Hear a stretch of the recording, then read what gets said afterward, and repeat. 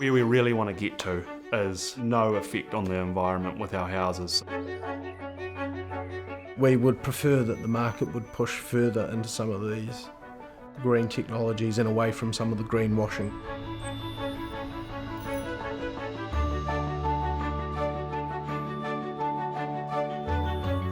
There's kind of three aspects to that.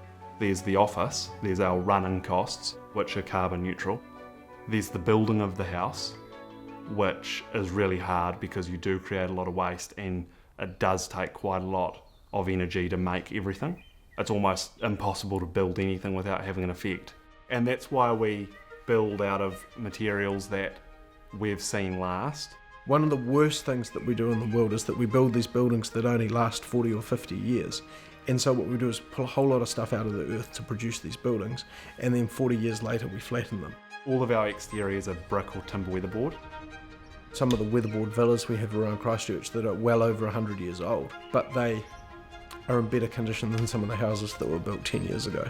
And I mean, that's the most important thing for longevity, is actually having the house last in terms of people wanting to live there for a long time. So there's that part of it, which is the hardest. The third part is the footprint once you're living in the house. How do you actually run your house? And that's why we do solar power, so that you can be self-sufficient.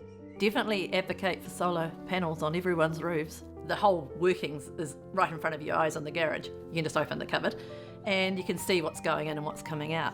Actually, as an incentivises you to reduce how much you spend as well. Because if I could get a zero bill, I'd be like, whoa, I've done it. You know, I've been powered for free by those solar panels. It's pretty amazing, actually. In the build design, there's quite a few things. We prefer to have people living in homes with natural materials. That's why we use, wool carpet, wool insulation, low VOC, low chemical paints, so that they're actually healthy to move into and live in. What you do with the house when you want to do things like change the carpet, which on average in New Zealand people do every 7 years. There's little things like that. The wool insulation is the same because people renovate them and change them around and chuck old materials out. When you put wool on a landfill, it biodegrades. Using sheep's wool and using it to insulate houses, what a great idea. I want to see, A, we need more housing in New Zealand, but B, from an environmental point of view, really we underutilise the land, and I think there's a real demand in New Zealand to increase housing and the amount of housing that's available for people that's affordable and also just so beautiful. I didn't want to take up a great big section.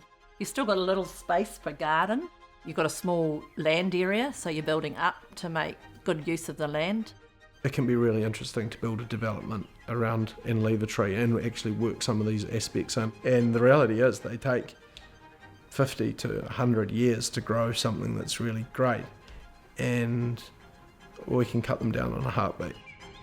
Also, why we keep existing trees is that you don't want to take the poor birds' homes away.